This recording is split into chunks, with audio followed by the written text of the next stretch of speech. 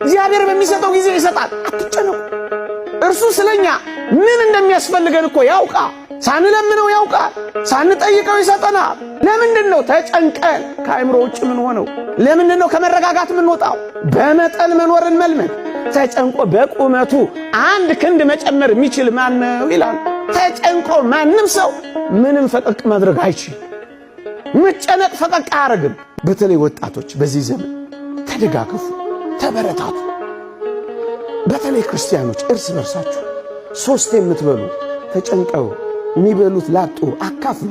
ወገኖቼ ወደኛ የሚመጣ የየትኛውም ሀብት የኔና የናንተ ብቻ አይደለም። እደግመዋለሁ፣ የኔና የናንተ ብቻ አይደለም።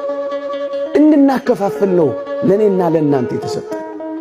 ብቻህን እንድትጨርሰው አይደለም እግዚአብሔር የሀብትን ጸጋ አንተ ጋር ያጎናጸፈው።